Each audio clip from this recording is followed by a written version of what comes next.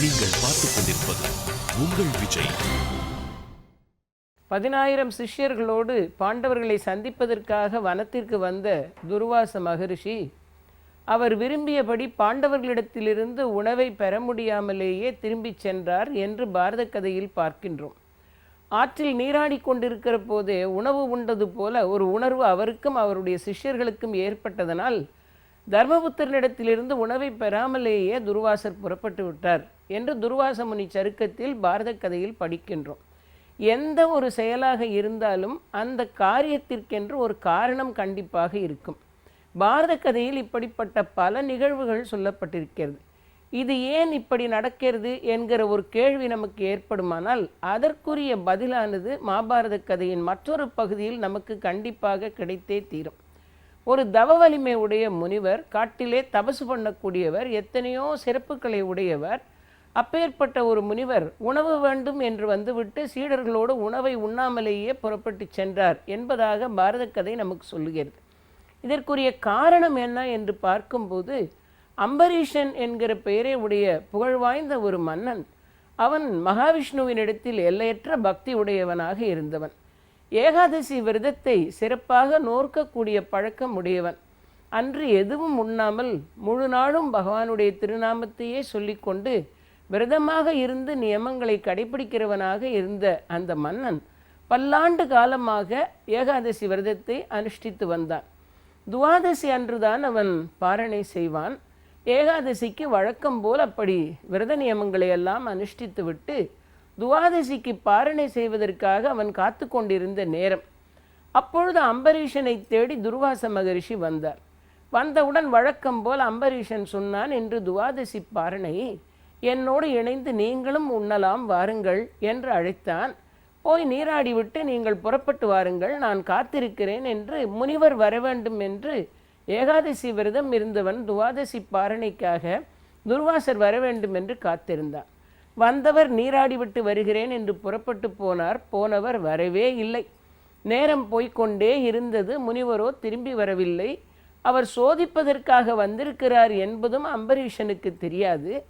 காத்து கொண்டே இருந்தவனே அருகில் இருந்த பெரியவர்கள் சொன்னார்கள், எப்படியும் பாரணையை முடிக்க வேண்டும், ஆகவே உணவு அருந்தவில்லை என்றாலும் சற்று தண்ணீராவது அருந்தி கொள்ளலாம் என்றார்கள். உடனே அம்பரீஷன் கொஞ்சம் தண்ணீரை அருந்தி கொண்டு தன்னுடைய பசியை போக்கிக் கொண்டான். பாரணை செய்ய வேண்டிய நேரம் நெருங்கி கொண்டிருந்தது.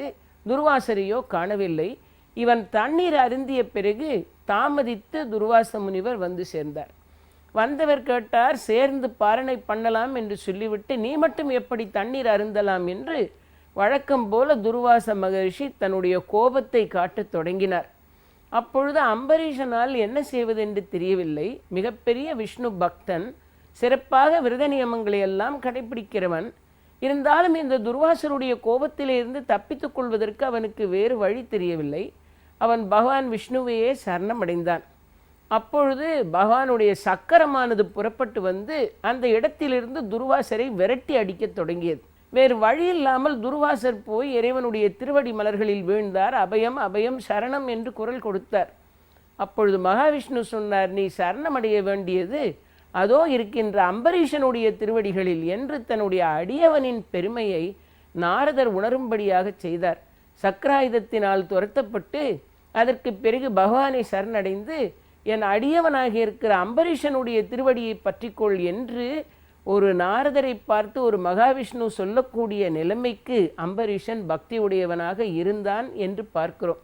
ஆக இந்த ஏகாதசி விரதத்தை மிகுந்த நியமத்தோடு கடைபிடித்ததனாலும் மகாவிஷ்ணுவை நாள்தோறும் ஆராதித்த பலனை பெற்றதனாலும் அம்பரீஷனுக்காக தன் சக்கராயுதத்தையே மகாவிஷ்ணு பிரயோகப்படுத்தினார். என்றாலும் ஏகாதசிக்கு விரதம் இருந்தவன் உரிய நேரத்தில் பாரணை செய்ய முடியாமல் காலம் கடந்து பசியோடு இருக்க வேண்டிய நிலை தன் பக்தனுக்கு ஏற்பட்டதே என்று பகவான் நினைத்தார்.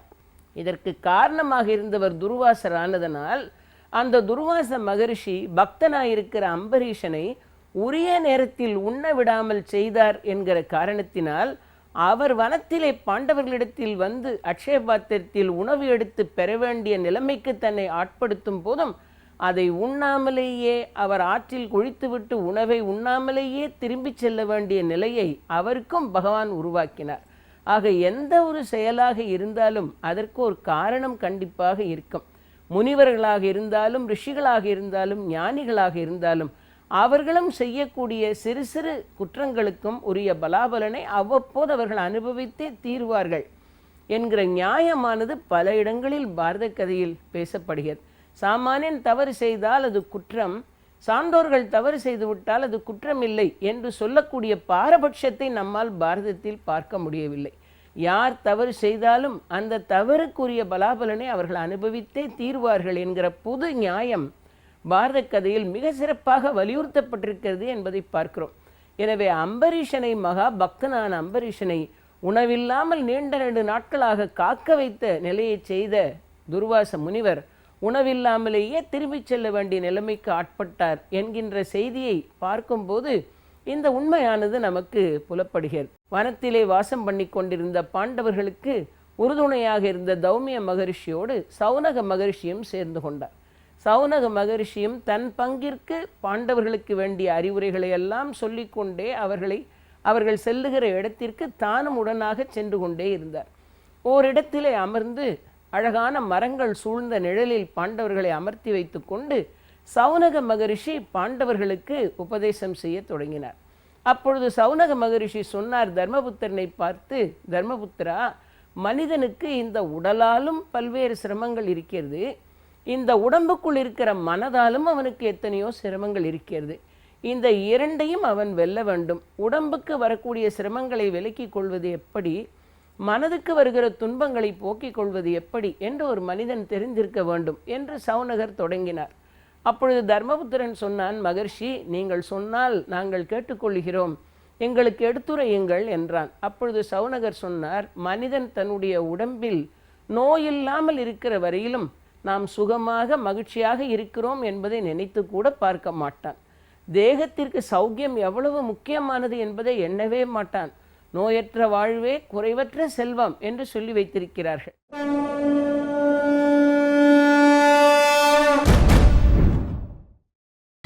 நீங்கள் பார்த்துக் கொண்டிருப்பது உங்கள் விஜய்.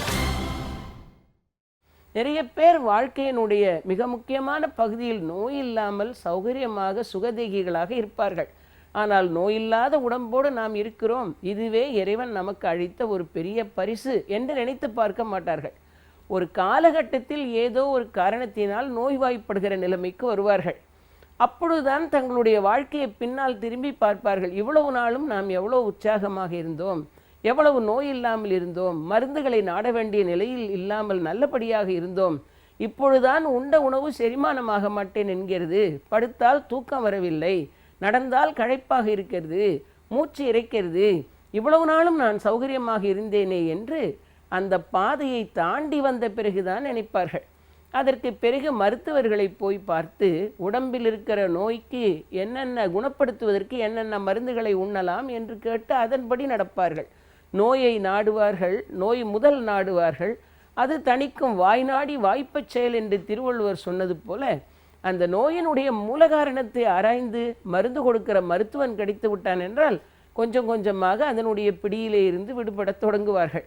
விதிவசத்தினாலும் உடல் அமைப்பினாலும் மனிதர்கள் பல்வேறு விதமான நோய்களை சந்தித்து கொண்டு கேசாதிபாதமாக இருக்கிற உறுப்புகளில் ஏதாவது ஒரு உறுப்பில் நோய் தொற்றிக்கொள்ள அதனால் சிரமப்பட்டு கொண்டே இருப்பார்கள்.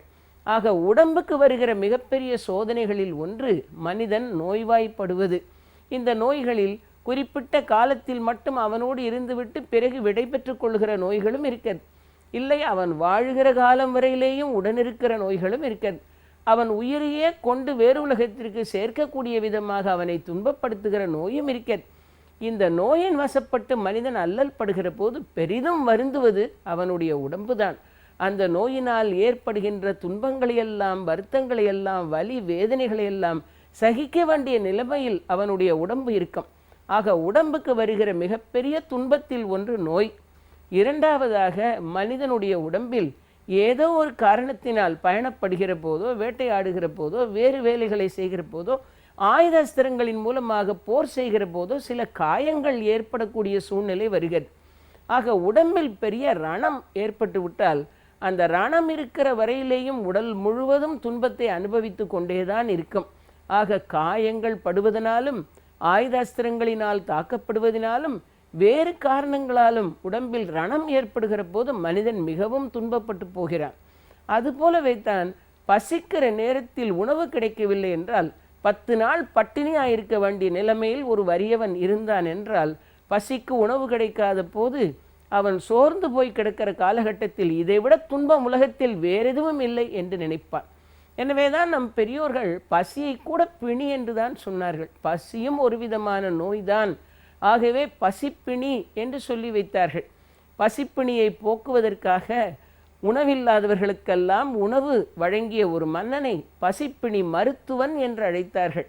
ஆக இந்த பசியும் ஒரு விதமான பிணிதான். நோய் கூட மனிதன் மருந்து கொடுத்தான் என்றால் உரிய மருந்து நல்ல வைத்தியனால் கொடுக்கப்பட்டால், நோயின் காரணத்தை கண்டுபிடித்து விட்டால், கொஞ்சம் கொஞ்சமாக நல்ல மருந்தை உண்ணுகிற போது, வைத்தியன் சொல்லுகிற வழியில் நடக்கிற போது உடம்பில் இருக்கிற நோய் விலகத் தொடங்கலாம். ஆனால் பசியோ அந்த நிலைமையில் இல்லை.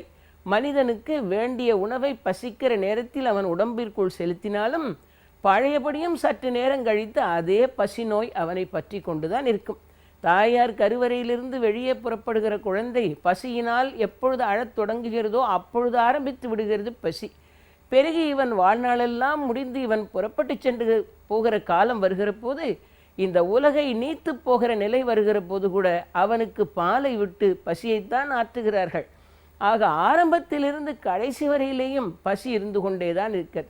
வயிற்றில் ஒரு நெருப்பை போல அணையாமல் எரிந்து கொண்டே இருக்கிற பசியை சுமந்து கொண்டேதான் மனிதன் இருக்கிறான். ஆக அதுவும் உடம்போடு ஒட்டி இருக்கின்ற ஒரு நோயாகத்தான் வர்ணிக்கப்படுகிறது. ஆக மனிதன் காயங்களினால் சிரமப்படுவான், பசியினால் உடம்பு கஷ்டப்படுகிறது, நோயினால் வாடிப்போகிறான். இது மூன்றையும் தாண்டி அவனால் இயலாத கடினமான வேலைகளை செய்ய வேண்டிய நிலைமைக்கு ஒருவன் ஆட்பட்டான் என்றால், கஷ்ட ஜீவனம் பண்ணுகிறவன் பெரும்பாலும் மிகுந்த களைப்பை சுமந்து கொண்டிருக்கிற நிலைமைக்கு தள்ளப்படுவான். அவனுடைய கைகளும் கால்களும் சோர்ந்து போய் நடக்கக்கூட இயலாதவனாக, சக்தியற்றவனாக போய்விடுவான். ஆக இந்த களைப்பு ஒரு மனிதனை அளவுக்கு மேல் ஆட்கொள்ளுகிற போது அதனாலும் அவனுடைய உடம்புக்கு துன்பம் வரத் தொடங்குகிறது. எனவே உடம்புக்கு ஏற்படுகிற நோயை மருத்துவனின் துணை கொண்டு மனிதன் போக்கிக் கொள்ள முயற்சி செய்ய வேண்டும். அது மட்டுமல்லாமல் இந்த உடம்பை சரியாக பேணி எப்படி பாதுகாப்பது என்பதை ஒரு மனிதன் தெரிந்து கொள்ள வேண்டும். இந்த இரண்டும் சேருகிற போது இறை அருளின் மூலமாக ஒருவன் தன் உடம்பை பேணிக் கொள்வதற்கு உண்டான வாய்ப்பு ஏற்படும். திருமூலதேவர் சொல்லுகிறார், உடம்பார் அழியின் உயிரார் அழிவார், திடம்பட மெய்ஞானம் சேரவும் மாட்டார் என்று சொல்லுகிறார். இந்த உடம்பை சரியான விதத்தில் கவனித்தால் உள்ளே இருக்கிற உயிரும் சரியானபடி தங்கியிருக்கும் என்று திருமூலதேவர் சொல்லுகிறார். ஆகவேதான் இந்த உடம்பை இறைவன் குடியிருக்கிற ஒரு ஆலயம் போல் பாவிக்க வேண்டும் என்று சொன்னார்கள். ஆக காயம் இல்லாமல், நோய் இல்லாமல், பசி இல்லாமல், களைப்பில்லாமல் இருப்பது என்பது மிகப்பெரிய ஒரு வரப்பிரசாதம். உடம்பை இந்த சுகமான நிலையில் எப்படி நிறுத்தி கொள்வது என்பதை ஒருவன் சிந்திக்க வேண்டும் என்று சௌனக மகரிஷி பாண்டவர்களுக்கு அறிவுரை சொல்கிறார். அருட்பிரகாச ராமலிங்க வள்ளலார் பாடும்போது சொன்னார், மனிதனுக்கு புண்படாத உடம்பும் புரைபடாத மனமும் பொய்படா ஒழுக்கமும் இருக்க வேண்டும் என்று. புண்படா உடம்பும் பொய்படா ஒழுக்கமும் புரைபடா மனமும் இதை பெற்றுக்கொண்டு கண்படாது இரவும் பகலும் இறைவனை ஏற்றி துதிக்க வேண்டும் என்று ராமலிங்க வள்ளலார் பாடுவார். ஆக சௌனக மகர்ஷி இந்த தேகத்தை பற்றிய பல செய்திகளை பாண்டவர்களுக்கு எடுத்துச் சொல்லுகிறார். சொல்லிவிட்டு அவர் சொன்னார், இந்த உடம்புக்குள் தான் நம் உள்ளம் இருக்கிறது, எந்த இடத்தில் மனம் இருக்கிறது என்று யாராலும் கண்டுபிடிக்க இயலவில்லை. உள்ளுக்குள் ஓடிக்கொண்டிருக்கிற மனம் எப்பொழுதும் வேலை செய்து கொண்டே தான் இருக்கிறது. மனிதன் விழித்திருக்கிற போதும் மனம் தொழிற்பட்டு கொண்டு தான் இருக்கிறது. அவன் உறங்கிக் கொண்டிருக்கிற போதும் மனம் தொழிற்பட்டு கொண்டு தான் இருக்கிறது. உறங்குகிற போதும் மனம் வேலை செய்து கொண்டிருப்பதனால்தான் ஆழ்ந்த நித்திரையில் இருக்கிறவன் கூட கனவுகளை காணுகிற நிலைமைக்கு வருகிறான். ஆக உள்ளே இருக்கிற மனமும் செம்மையானதாக, தீமையை நாடாத மனமாக, தூய மனமாக ஒருவனுடைய மனம் இருக்க வேண்டும். மனதை செம்மையாக வைத்து கொள்ள வேண்டும் என்பதை உணர்ந்து கொண்ட மனிதன் அதற்கென்று பயிற்சியை மேற்கொண்டு மனதை சரியான நிலையில் நிறுத்தி கொள்ள வேண்டும். தேவையற்ற ஆசை, கோபம், வெறுப்பு, பகை முதலான தீய பண்புகளை அவன் மனதிற்குள் சேர்த்து கொள்ளுகிற நிலைமைக்கு வருவான் என்றால் முதலில் அழிந்து போவது அவன் அடைய வேண்டிய நிம்மதிதான். ஆகவே மனதை ஒரு மனிதன் தூய்மையாக வைத்து கொள்ள வேண்டும். அந்த மனம் செம்மையாக இருக்க வேண்டும் என்றால் எத்தகைய தீய பண்புகளை எல்லாம் ஒழிக்க வேண்டும் என்று சௌனக மகரிஷி பாண்டவர்களுக்கு அறிவுரை சொல்லுகிறார்.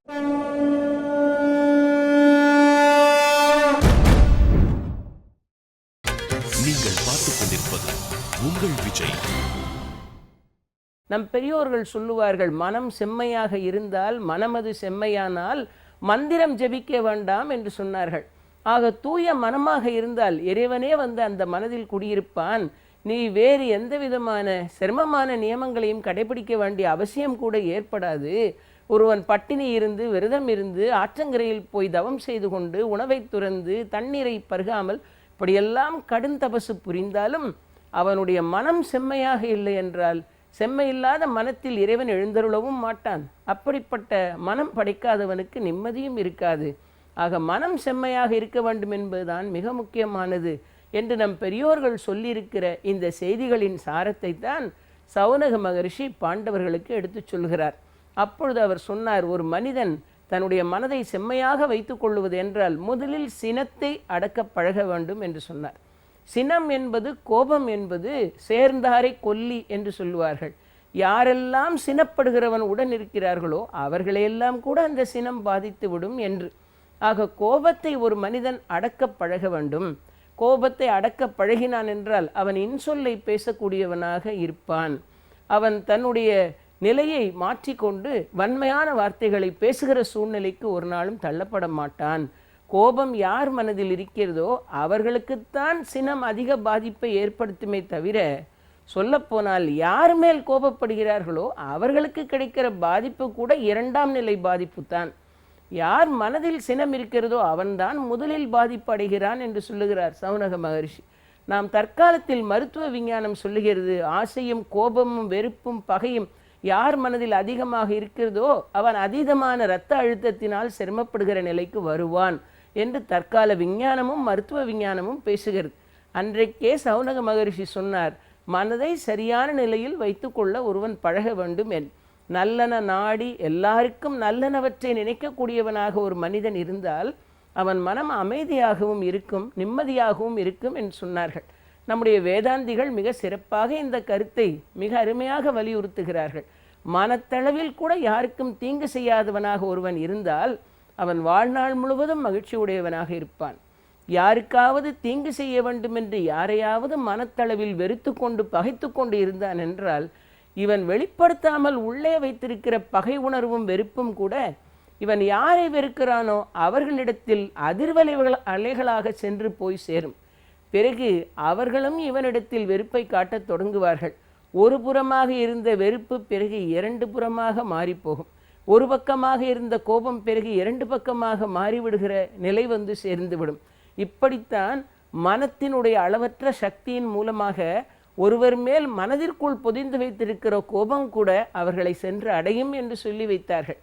கோபமும் ஆசையும் மட்டுமல்ல, ஒருவர் மேல் மனதில் வைத்திருக்கிற நல்லெண்ணம் கூட வெளிப்படுத்தாமலேயே அதிர்வலைகளின் மூலமாக அவர்களை சென்று அடையும். அப்பொழுது அவர்களுக்கும் நம்மேல் நல்லெண்ணம் ஏற்படத் தொடங்கும். இப்படி நல்லெண்ண பரிமாற்றமும் நடக்கும். சினம் கோபம் என்று இருந்தால், வெறுப்பு பகை என்று இருந்தால் அதுவும் நாம் சொல்லாமலேயே பரிமாற்றம் அடைந்து கொண்டேதான் இருக்கும். நம் வேதாந்திகள் மிக அருமையாக சொல்லி வைத்தார்கள். ஒரு மன்னன், ஒரு நாட்டை அரசாட்சி செய்து கொண்டிருக்கிற மன்னன் குறிப்பிட்ட சில காலங்களில் இரவு நேரத்திலும் பகல் நேரத்திலுமாக சென்று தன்னுடைய பரிஜனங்கள் குடிமக்கள் எப்படி வாழ்கிறார்கள் என்பதை நேராக சென்று தானே போய் பார்த்து அவர்கள் சௌகரியமாக இருப்பதை பார்த்து மகிழ்ச்சி அடைவான் என்று. அந்த காலத்தில் இப்படித்தான் மன்னர்கள் தாங்களே சென்று தங்கள் குடிமக்கள் எப்படி வாழுகிறார்கள், குறையோடு இருக்கிறார்களா குறையில்லாமல் இருக்கிறார்களா என்று பார்த்து மகிழ்ச்சி அடைந்திருக்கிறார்கள். அதுபோல ஒரு மன்னன் சில நாட்களில் பகலிலும் சில வேளைகளில் இரவிலும் தன்னுடைய ஊரிலே சென்று தன் குடிமக்கள் எப்படி வாழ்கிறார்கள் என்று பார்த்து அவர்கள் ஆனந்தமாக இருக்கிறார்கள் என்று பார்த்து மகிழ்ச்சி அடைவான். ஒரு நாள் அதுபோல மன்னன் பகல் பொழுதில் போய்கொண்டிருந்தான். அவன் சென்று கொண்டிருந்த இடம் ஒரு நீளமான கடைத்தெரு. அந்த கடைத்தெருவுக்குள் நுழைந்து வணிகர்கள் எல்லாம் மகிழ்ச்சியாக இருக்கிறார்களா, வணிகம் சிறப்பாக நடக்கிறதா என்று பார்த்து கொண்டே போனான். அவனுடைய பரிவாரங்கள் எல்லாம் பின்னால் வந்து கொண்டிருந்தது. வணிகம் செய்து கொண்டிருந்தவர்கள் எல்லாம் தங்கள் கடைகளிலிருந்து எழுந்து நின்று மன்னனுக்கு வணக்கம் தெரிவித்தார்கள். மன்னனும் அவர்களுக்கு மகிழ்ச்சி தெரிவித்தான். இப்படி மன்னன் போய்கொண்டே இருந்தான். எல்லோரும் மன்னனை பார்த்து மகிழ்ந்தார்கள். அவர்களுக்கெல்லாம் மனதில் ஒரு எண்ணம் இருந்தது, இன்று நமக்கு ராஜ தரிசனம் கிடைத்திருக்கிறது, அதனால் நம் வியாபாரமும் நல்லபடியாக நடக்கும். அரசனுடைய பார்வை நம்மேல் பட்டிருக்கிறது. மன்னனுக்கு என் மேல் ஒரு பிரியம் இருக்கிறது. என்னை பார்த்து சிரித்தார் என்றெல்லாம் அவர்கள் தங்களுக்குள் மகிழ்ச்சி கொண்டாடி கொண்டார்கள். மன்னனோ போய்கொண்டே இருந்தான். ஒவ்வொரு கடையில் இருக்கிற வணிகனையும் பார்த்தான். கடைசியாக ஒரு கடைக்கு முன்னால் வந்து மன்னன் பார்க்கிறான். அந்த கடையிலே சந்தன கட்டைகளை எல்லாம் வெட்டி வணிகத்திற்காக அடுக்கி வைத்திருந்தார்கள். அந்த கடையின் சொந்தக்காரன் மட்டுமே அங்கே இருந்தான். மன்னன் திரும்பி வழக்கம் போல் அவனையும் பார்த்தான். பார்க்கும்போது இத்தனை வணிகர்களையும் பார்த்து கொண்டு வந்த மன்னனுக்கு இவனை பார்க்கிற போது மனதில் ஒரு வெறுப்பு உணர்வு உண்டாயிற்று. அவனை அறியாத ஒரு வெறுப்பு வந்து சேர்ந்தது. மன்னனுடைய முகத்தில் மகிழ்ச்சி இல்லை, சிரிப்பு இல்லை. ஏதோ பகைவனை பார்ப்பது போல அந்த வணிகனை பார்த்துவிட்டு, ஏன் இவன் மேல் மட்டும் எனக்கு ஒரு வெறுப்பு ஏற்படுகிறது என்று தான் மட்டும் நினைத்து கொண்டு மன்னன் போய்விட்டான். பிறகு தன்னுடைய அரண்மனைக்கு வந்து சேர்ந்தான். 15 நாட்கள் உருண்டோடிவிட்டது. அதற்கு பிறகு இது போலவே திரும்பவும் மன்னன் தன்னுடைய ஊரையெல்லாம் பார்த்துவிட்டு மக்களையெல்லாம் நலம் விசாரித்துவிட்டு இது போல இந்த வணிகர்கள் வாழ்கிற கடைத்தெருவுக்குள் நுழைந்தான். எல்லாரும் வழக்கம் போல எழுந்து நின்று மன்னனுக்கு வாழ்த்து சொன்னார்கள், வணங்கினார்கள். மன்னனும் மகிழ்ச்சி கூர்ந்தான். புறப்பட்டு சென்றான். ஏற்கனவே பார்த்த சந்தன கடைக்கு முன்னால் வந்து மன்னன் நின்று கொண்டிருந்தான். இன்று கடையை பார்த்தான். கடையில் ஒரு சந்தன கட்டையும் இல்லை, வெறும் கடையாக இருந்தது. ஆக மன்னன் அந்த வணிகனை பார்த்தான். பார்க்கும்போது அந்த வணிகன் மன்னனை பார்த்து மகிழ்ச்சியோடு சிரித்தான். மன்னனும் மனதில் நினைத்தான், இவனை பார்த்தால் எனக்கும் இன்று அன்பு ஏற்படுகிறதே. போன முறை இவனை பார்க்கும்போது நான் வெறுப்படைந்தேன். இப்பொழுது இவனை பார்க்கும்போது என் மனதில் வெறுப்பும் இல்லை, பகையும் இல்லை. மாறாக அவன் மேல் எனக்கு ஒரு அன்பு பிறந்திருக்கிறது. அவனோ என்னை பார்த்து சிரிக்கிறான், மகிழ்கிறான்.